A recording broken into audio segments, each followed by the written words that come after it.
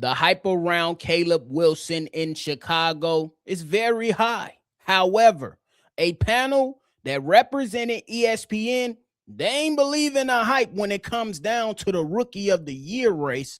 And based on their votes, they don't think it's going to be close. We're going to talk about that. And then they also released another list believing that the Chicago Bulls will be at the bottom of the East in the quote-unquote bottom five. We would talk about that one. But before we talk about it all, break it all down, y'all already know you gotta hear the music first.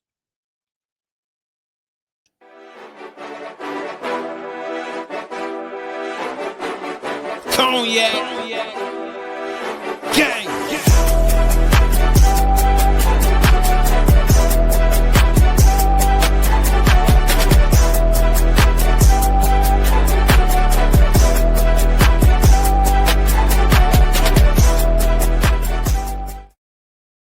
Shot Boys Podcast with the Cognac Boys. I'm Cognac Boy Bobby, and I'm holding it down for today's daily episode. So if you're tuned in, like what you're listening to today, make sure you go ahead and support the channel the easiest way possible, simply by hitting that like button and subscribing to the channel.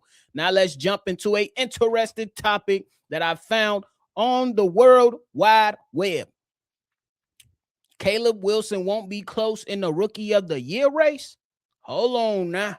According to ESPN, they had a summer forecast panel, a group of NBA experts, including reporters, editors, and analysts, to rank its top three choices for the NBA's 6 major awards, with a first place vote receiving 5 points, second place vote receiving 3, and third place votes receiving 1. And when we talk about this, we got to talk about my guy, Caleb Wilson, that was on the list, and he was 4th. Y'all didn't hear that wrong. According to ESPN, Caleb Wilson will finish 4th in the Rookie of the Year race, or at least the guy to not receive as many votes as some of the others. He fell right behind AJ DeBansa, Darren Peterson, and they had Cam Boozer winning the award.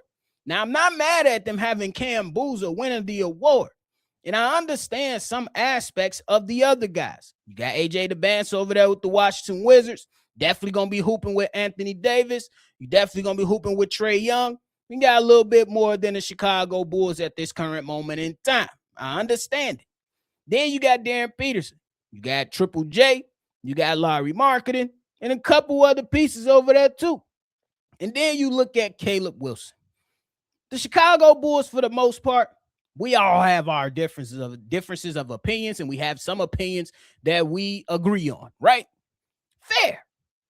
But 4th? He coming in 4th? I hope Caleb Wilson see this message. Because I don't think how this is how it's all gonna play out, me personally.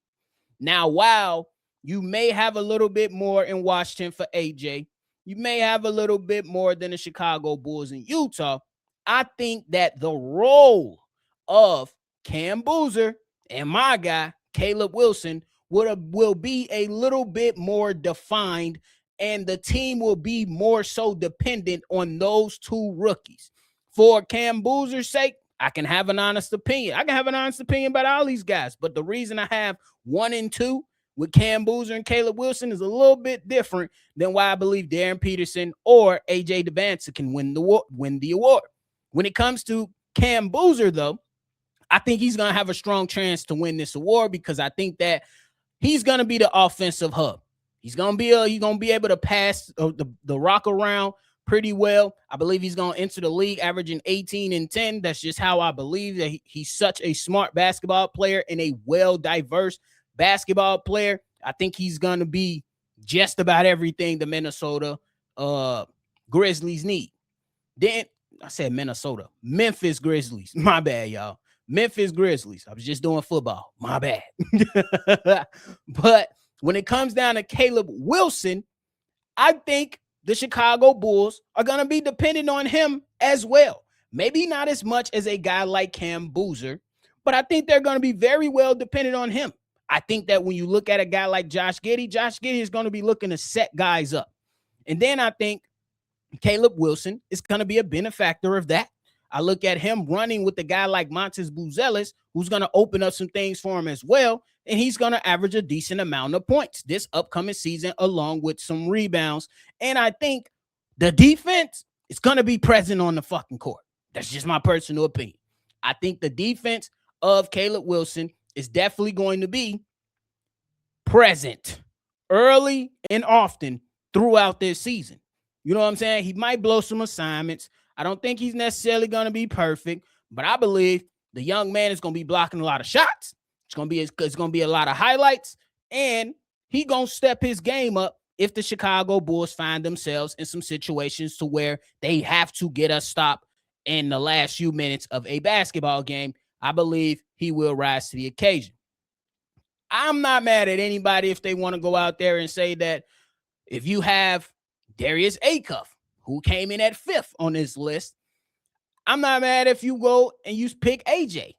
I'm just saying, with the way that these teams are constructed, with the way that most people are going to analyze these teams and how they're potentially going to play, how does my man end up at 4?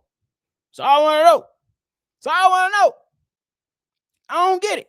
That's just me personally, though. How do you guys feel? Do you feel that Caleb Wilson coming in at 4 makes a lot of sense to you? Let me know something, because it don't make sense to me. That's just me personally. It does not make sense. I understand that some people are going to say, hey, with these two guys and AJ and Darren Peterson having a little bit more around them, winning is going to be a factor into this, which I don't believe. That's never into the whole equation, me personally. But I thought it was mostly based on the individual's performance.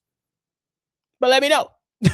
Let me know how you all are feeling about that, because to say that he won't be close, at least that's what I took from the article. If you want to check out the article, it's on ESPN website. Go to NBA. It's right there, the first article on the top. Check it out. My interpretation of it is they believe he won't be close. If he comes in at 4th based off the votes, that's just me, though. At least finishing second. At least finishing second for me. Y'all let me know how it's going to all pan out for you. Now, we're going to move on, and we're going to continue this conversation about the ESPN once again, believing that the Chicago Bulls are going to be in the bottom of the Eastern Conference. Now, this is one I'm not really so mad about. You know what I'm saying? Because me and C-Dub, we had a number of conversations along with some of our guests, and we pretty much gave all our opinions on where the Chicago Bulls will be. Now, they broke this down into sections based on contenders, based on the play-in group, and based on the bottom 5 is where they have the Chicago Bulls. So the bottom 5, 11 through 15, is the Charlotte Hornets, the Washington Wizards, okay, the Chicago Bulls, the Milwaukee Bucks, and the Brooklyn Nets. Ahead of them, this group, from 6 through 10, they have the Atlanta Hawks, Miami Heat, Toronto Raptors, Indiana Pacers, Orlando Magic. Fair. I think it's pretty damn fair. There ain't much to push back on, to be honest with you. Because if you ask me right now, Bobby, where do you have the Chicago Bulls lined up? It's either 10 or right outside of the 10.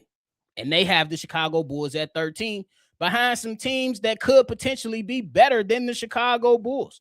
One of those teams is the Washington Wizards. Another team, if we're going back up into that play-in group, is the Orlando Magic, is the Indiana Pacers, at least in my book, until proven otherwise. I believe the addition with Indiana receiving and, the addition of Tyrese Halliburton is going to do wonders for them. You know that Toronto Raptors, they now have Kawhi Leonard.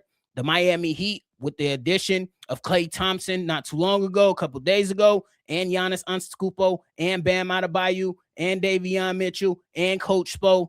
Yeah, I can't argue with that. At least right now, until we see some actual basketball games. I would like to ask you all, what's your temperature on the Washington Wizards and the Charlotte Hornets, who are at 12 and 11, respectively, ahead of the Chicago Bulls?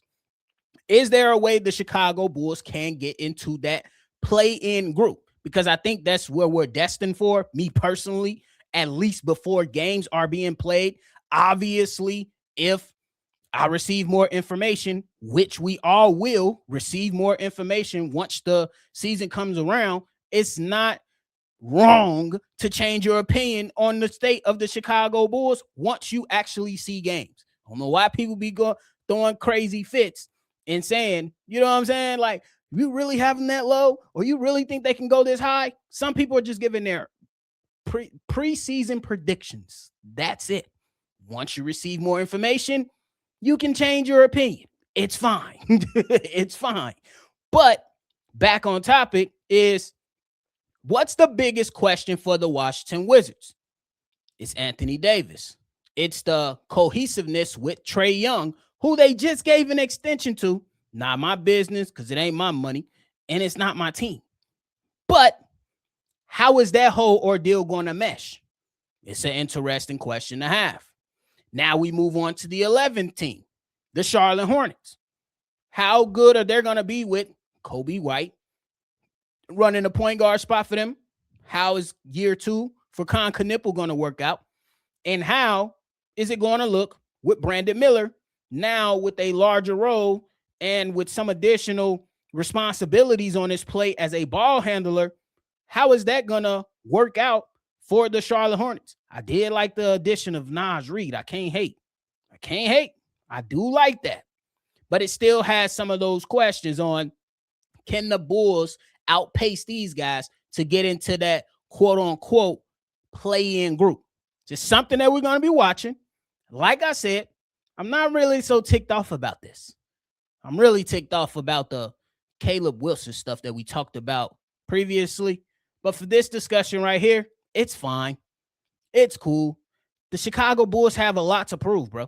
They absolutely have to prove themselves. They have to prove themselves not only to the organization and their coach and Bryson Graham, they got to prove themselves around the NBA. And let's not forget, coming out of the gate, it's a gauntlet. It's a gauntlet within those first 10 games. We talking about Boston twice, the Knicks twice. Yeah, it's going to be some, and the Sixers twice within the first 10 games.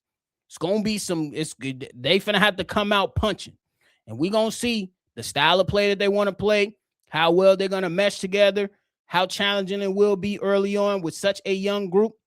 We're going to find out a lot about this Chicago Bulls team. And right now, being selected at 13 is not where I will have them, but I'm not mad. I told you, right? I think we at 10 or right outside of it would have probably been 11, right outside of it. But at 13, with a chance to go up, they have the Chicago Bulls winning 31 games, which will be their record. 31-51 will be tied with Washington. So I guess this will come down to ESPN's mind as a couple tiebreakers and matchups versus the Wizards, and just the Charlotte Hornets at 34 games. With them winning 34 games, that's what has them in the 11th spot. Me personally, I think the Chicago Bulls could get 35 games. That's my early prediction. I'm going to stand on that until proven otherwise. I have the Chicago Bulls winning 35 games this upcoming season. If I'm right, cool. If I'm wrong, cool. It is what it is. But they definitely will have to win close to 40 games if they want to see that play in. I ain't even going to lie to you if I'm being honest. So we'll see, though. I'm cool with it.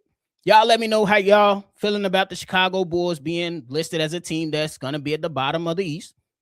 And give me a record prediction. Where do you have them finishing at? 31-51? That's the start. That's the benchmark placed on us by the summer forecast panel. But hey, that is it for me today, y'all. I appreciate y'all for tuning in to another episode. Before y'all get up out of here, ensure that you hit that like button and subscribe to the channel if you haven't done so already, man. We appreciate y'all. Make sure you always see red. Y'all already know we're going to catch y'all on the next one for sure. Peace. Cognac.